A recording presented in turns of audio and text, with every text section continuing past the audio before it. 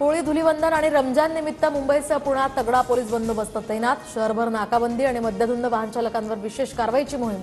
सार्वजनिक ठिकाणी अश्लील शब्द, घोषणा किंवा गाण्यांवर प्रतिबंध।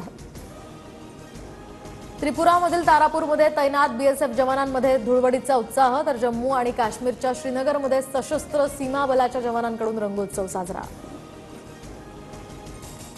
अजित पवारांच्या राष्ट्रवादीची कोल्हापुरात सदस्य नोंदणी मोहिमेसाठी खास गुलाबी रंगांच्या गाड्या गावागावात फिरणार।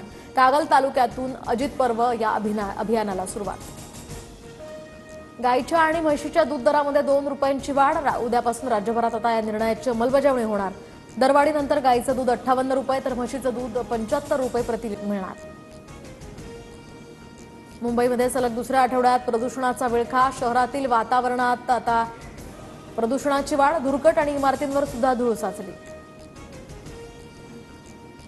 माणिकराव कोकाटेंच्या शिक्षेला स्थगिती न दिल्यास पुनर्निवडणुकीसाठी आता मोठा खर्च। गेल्या 35 वर्षांपासून कोकाटे हे अनेक सार्वजनिक पदांवर, मतदारांनी सुद्धा वेळोवेळी त्यांच्यावर विश्वास दर्शवलाय। नाशिक सत्र न्यायालयाचं निरीक्षण।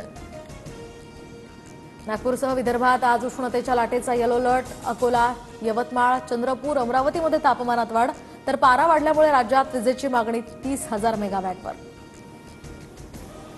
ठाणे पूर्व द्रुतगती मार्गावर टँकरमधून तेलगळती झाल्यामुळे मध्यरात्रीपासून अपघात। पोलीस आणि अग्निशमन दलाची घटनास्थळी धाव। अपघात टाळण्यासाठी रस्त्यावर माती टाकली, तुर्तास एकाच लेनवरून वाहतूक सुरू। अष्टपैलू खेळाडू अक्षर पटेल दिल्ली कॅपिटल्सचा नवा कर्णधार। केएल राहुलनं कर्णधारपद नाकारल्यानंतर आता अक्षय पटेलकडे संघाची जबाबदारी। 22 मार्चपासून आयपीएलचा रणसंग्राम। सुनीता विल्यम्स यांचा अंतराळात न परतण्याचा मार्ग आता मोकळा। एलॉन मस्क यांचं अंतराळात यान आज झेपावणार। क्रू 10 मिशन संध्याकाळी 7 वाजता प्रक्षेपण होणार, तर सुनीता विल्यम्स आणि बुच विल्मोर हे 9 महिन्यांनंतर पृथ्वीवर परतणार।